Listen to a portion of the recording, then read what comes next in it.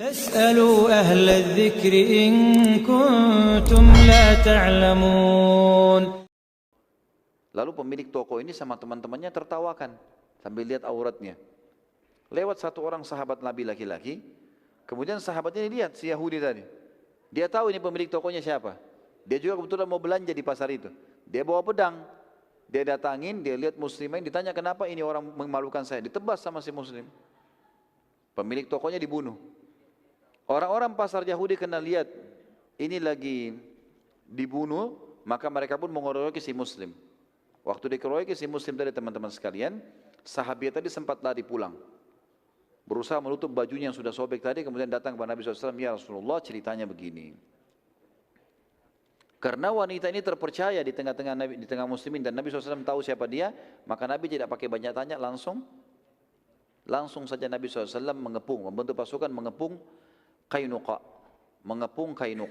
Dan pada saat itu teman-teman perlu kita tahu ya, Qainuqa itu waktu itu di bentengnya memiliki 700 orang personel perang. Ini tentara yang sudah dilatih militer, 700 orang.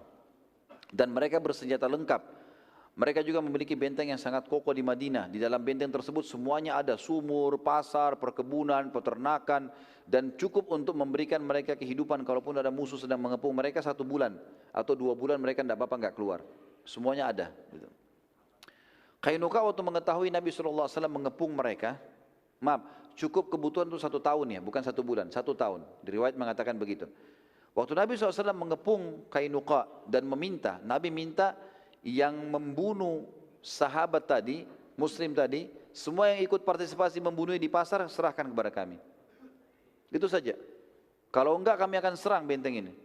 Rupanya mereka dengan sombong, mereka mengatakan dari atas benteng mereka, hai Muhammad, apa kau pikir kami takut?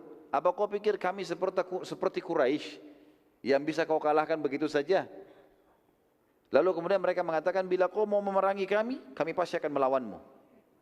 Nabi SAW dapat tantangan begini, lalu Nabi SAW berdoa kepada Allah, minta petunjuk, Allah tunjukkan kalau Qainuqa memang ini harus diperangi. Dan Allah turunkan firman-Nya dalam surah Al-Imran, surah nomor 3 ayat 12 sampai ayat 13. Allah SWT berfirman, a'udzubillahi minasyaitonirrajim, kul lilladina kafaru satughlabuna wa tuhsyaruna ila jahannam wa bi'sal mihad qad kana lakum ayatun fi fi'atain iltaqata fi'atun tuqatilu fi sabilillahi wa ukhra kafiratun yarawnahum mithlaihim ra'yal ain wallahu yu'ayyidu binasrihi man yasha wal inna fi dzalika la'ibratan liulil absar. Katakanlah hai Muhammad kepada orang-orang yang kafir, kamu pasti akan dikalahkan di dunia ini dan akan digiring ke dalam neraka jahanam, dan itulah tempat yang seburuk-buruknya. Maksudnya di sini Nabi SAW disuruh bilang kepada suku Qainuqa, kalian nantang perang, ini ayat-ayat turun. Katakan kepada mereka, hai Muhammad, kalian pasti akan dikalahkan. Ini pasti akan diserang, kalian akan kalah. Itu janji Allah. Dan kalian akan digiring ke neraka jahanam. Bagi yang mati dalam peperangan ini akan digiring ke neraka jahanam, gitu kan? Dan itu seburuk-buruk tempat.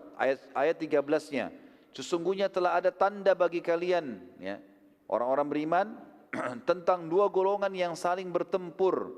Maksudnya adalah antara muslimin dengan orang-orang musyrik Mekah di perang Badr. Segolongan berperang, ya. Jadi di sini disuruh katakan, hai manusia, tadi saya bilang orang beriman. Jadi Allah mengatakan, hai orang-orang Yahudi, seperti itulah. Hai orang-orang kafir, kalian tahu loh tentang kisah bertemunya antara 2 pasukan di jalan Allah. Yang satu golongan yang berperang jalan Allah dan yang lain kafir. Dan orang kafir itu, orang-orang musyrik Mekah, melihat pasukan muslimin 2 kali lipat jumlahnya dengan penglihatan mata mereka. Allah menguatkan dengan pasukannya siapa yang dia kehendaki. Sesungguhnya pada demikian itu terdapat pelajaran bagi orang-orang yang memiliki atau mempunyai mata hati. Setelah terkepung selama 15 hari, akhirnya Bani Qainuqa meminta perdamaian. Padahal mereka sangat kuat, mereka bisa bertahan setahun tidak keluar. Tapi Allah tanamkan rasa takut dalam hati mereka dengan beberapa kali menyurati Nabi SAW. Tapi Nabi selalu menolak, Nabi tetap akan memerangi. Sampai akhirnya Nabi SAW mensyaratkan, kalau mau maka kalian harus tunduk dengan hukumku. Terserah, aku mau lakukan apa saja pada kalian. Subhanallah, karena takutnya mereka, akhirnya mereka mengatakan baiklah. Dan seluruh Qainuqa menyerah, membuka pintu gerbangnya, termasuk 700 orang ya, personil perangnya, prajurit-prajuritnya. Nabi SAW itu sudah niat untuk membunuh semuanya, tapi ternyata ada pemimpin orang-orang munafik namanya Abdullah bin Ubaidillah bin Salul. Kebetulan Abdullah bin Ubaidillah bin Salul ini adalah partner bisnisnya suku Qainuqa. Banyak toko-toko di situ yang diinvestasi. Abdullah bin Ubaidillah bin Salul ini ikut investasi. Maka dia dikatakan halif. Halif itu adalah partner. Ya.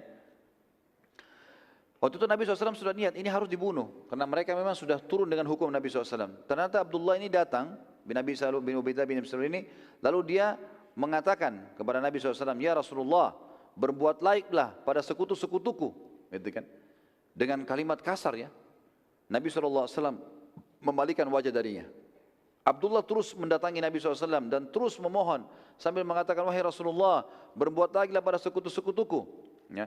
Apakah engkau akan membunuh 700 orang sekaligus dalam satu hari? Lalu bagaimana kesepakatan antara aku dengan mereka? Nabi SAW terus saja mengatakan, menjauhlah dariku. Menjauhlah dariku. Dan ini teman-teman sekalian, lihat perilaku Nabi SAW beda dengan orang kafir harbi. Beda perilaku Nabi ini dengan tegas kalau orang kafir harbi. Beda dengan orang kafir zimmi yang di bawah naungan pemerintah Islam yang tidak boleh diganggu. Beda dengan orang munafik. Banyak orang salah faham ini. Begitu dia tahu munafik, misalnya pura-pura Islam, atau misalnya dia membenci Islam, walaupun namanya Islam, tiba-tiba saja mau dibunuh. Ingat, perilaku Nabi munafik gak dibunuh loh. Munafik gak dibunuh. Tapi Nabi sebutkan ciri-ciri mereka. Dan mereka boleh tidak diajak teman, boleh tidak dikasih pekerjaan, ya kan? Boleh diboikot, tetapi mereka tidak boleh dibunuh. Berapa kali Umar bin Khattab mau nebas lehernya Abdullah bin Abi Salul, Nabi larang. Dan apa kata Nabi SAW? Statement yang sangat jelas, jangan hai Umar, jangan sampai orang mengatakan Muhammad membunuh temannya. Maksudnya, mereka masih ngaku Muslim. Jangan sampai orang bilang, oh Muslim bunuh Muslim tuh. Seperti itulah. Jadi ini ada perilaku yang penting teman-teman sekalian ya. Dan jangan sampai ada seorang Muslim lagi jalan dengan orang yang mungkin divonis sebagai seorang munafik, gitu kan? Karena ciri-cirinya, kebetulan ketemu lalu kemudian kita menganggap, oh berarti orang ini juga munafik. Tidak boleh teman-teman. Bagaimana orang-orang yang suka vonis begini kalau dia lihat waktu Abdullah bin Ubaidillah bin Salul datang ke Nabi SAW dan ngomong. Bagaimana kalau di zaman Nabi ada kamera teman-teman sekalian dan mereka lihat orang-orang munafik dulu di majelisnya Nabi. Mungkin sudah Nabi juga disalahkan, gitu kan? Jadi nggak boleh sembarangan ini. Kita harus tetap adil melihat individu Muslim itu. Karena kita tidak bisa tahu ini munafik atau bukan, gitu kan?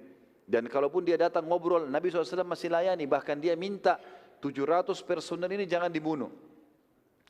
Terus saja dia datang, ya. Abdullah terus mengatakan, aku tidak akan membiarkanmu wahai Rasulullah sampai engkau berbuat baik pada sekutu-sekutuku. Sampai akhirnya Nabi SAW mengatakan, baiklah, ambil semua untukmu, silahkan. Akhirnya Abdullah memerintahkan agar 700 orang itu dibebaskan. Sebagian dari kaum Qainuqa karena masih takut dan akhirnya karena takut mereka hijrah ke wilayah Khaybar. Mereka hijrah ke wilayah Khaybar. Terakhir teman-teman sebagai penutup adalah Sariyah Zaid bin Haritha. Ini semua kejadian sebelum perang Uhud. InsyaAllah nanti malam kita akan bahas awal peperangan Uhud itu sendiri. Sariyah Zaid bin Haritha ke Al-Quradah, daerah Al-Quradah, masuk wilayah Najd antara Rabzah dan Ghamrah di tepi Zatul Irq. Ya, dikenal juga dengan perang Zatul Irq. Sariyah saya sudah bilang teman-teman definisinya adalah 3 orang ke atas, 3 sampai 100 ya. Di atas 100 sudah dinamakan pasukan. Kurang dari 100, 3 sampai 100 dikatakan Sariyah. Pada saat itu Allah Azza wa Jalla menakdirkan terjadi pertemuan antara seorang sahabat yang bernama Sulaik. Pernah bersahabat dengan salah satu dari kafir Quraisy yang bernama Naim bin Mas'ud. Naim bin Mas'ud. Suatu hari pada saat sedang mabuk bersama, lalu Naim dalam keadaan mabuk tidak sadar menceritakan info tentang kafilahnya Abu Sufyan, kafilahnya Quraisy. Jadi Sulaik ini Muslim.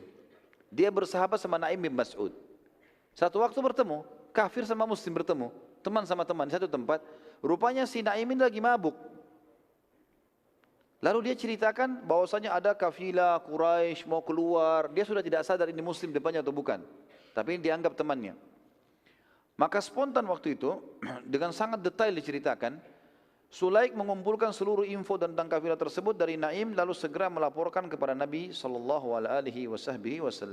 Ya. Pada saat itu teman-teman sekalian,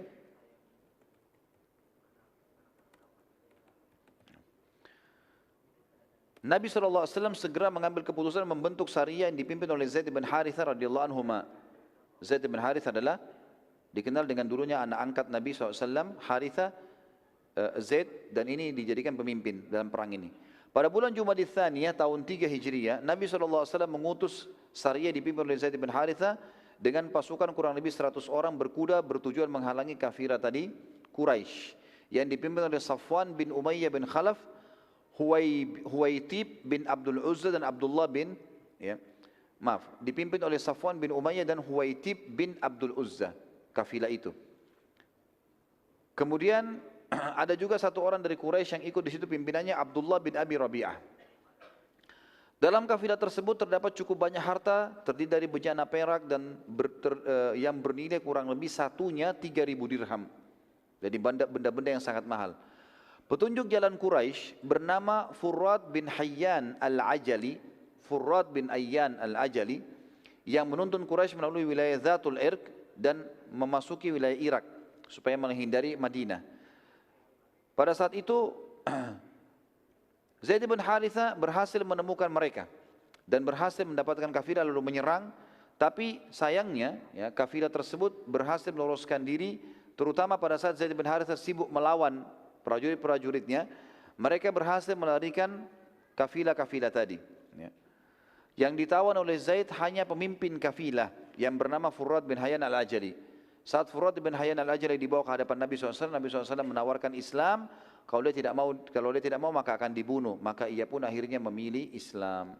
Dia memilih Islam dan dianggap misi ini tetap dianggap berhasil walaupun tidak sempat mendapatkan kafilah karena Zaid bin Harithah menawan pimpinannya dan pimpinan kafilah masuk Islam. Allahu a'lam bissawab. Ini insyaallah yang bahasan kita teman-teman sekalian, dan kita akan masuk insyaallah di bahasan kita setelahnya, masalah perang Uhud ya. Mungkin begitu saja. Subhanakallahumma bihamdika asyhadu an la ilaha illa anta astaghfiruka wa atubu ilaik. Wassalamualaikum warahmatullahi wabarakatuh.